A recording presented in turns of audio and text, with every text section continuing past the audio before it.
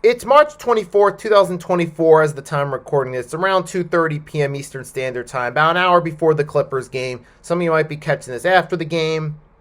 But nevertheless, look, the bottom line is, regardless of what happens in the game an hour from now, Sixers got to rebuild, okay? Let's face it. They're 38-32 going into this Clippers game.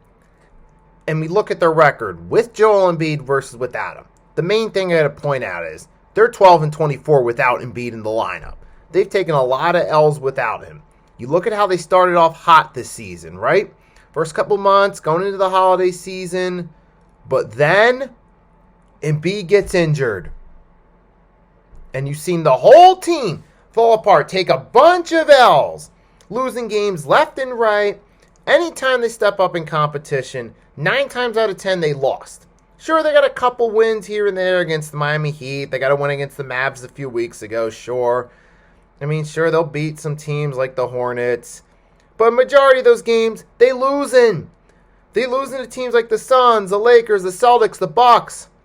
Yes, even with that chip of trying to get back at Doc Rivers, they can't beat them without Embiid.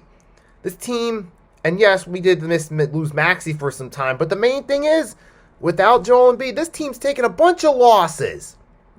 But that brings us to the point of, this team does not have the pieces to contend for a championship. And we're at the point now where 2017-2018, first time with Embiid during the process we made the playoffs. We haven't got past the second round at all. It's been all second round eliminations minus 2020 when we lost in the opening round of the bubble. But other than that, it's been second round. It's the second round curse. How many more years are we going to ride this out, really? And you clearly see how one player makes a difference. And not to mention, this is the third head coach, and yet you still see the common denominator is Joel Embiid carries his team through the regular season. But the thing is, he's injury prone. I hate to say it, but it is true. That's the one downside of him. It always seems like every year come playoff time, he misses some time due to injury, or comes in less than 100% in some games, which does play a factor in all the losses in the playoffs and the eliminations, yes, but if he's not durable come playoff time, that's obviously a red flag if your star player and your MVP isn't at 100% come playoff time when you need him most. And not to mention he's missed a lot of time this year and still not sure if he's going to actually return in time for a play-in series. And even if he does, he'll be coming in rusty. You'll be expecting him to carry us through the play-in tournament, then through 4 7-game series to win a chip. You really think that's going to happen? I mean, the confidence of this team definitely has to be shot. There's no doubt about it. You really think that Embiid's just going to come in and magically save everything? No, and that brings me to the conclusion. This team's going to have to do a rebuild. How much longer are we going to wait on this process? How much longer? It's time. Reboot it. Tobiasharris, that contract's got to go.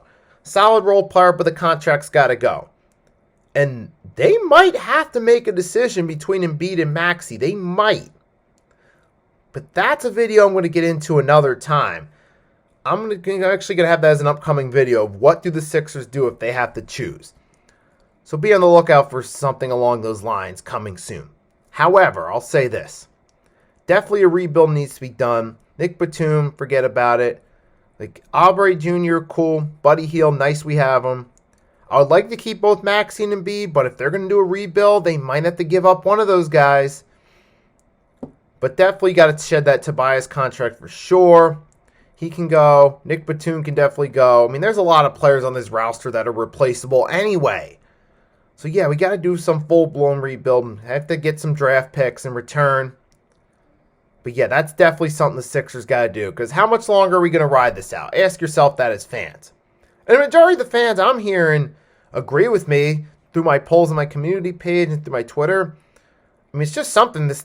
Obviously, they're going to have to do it.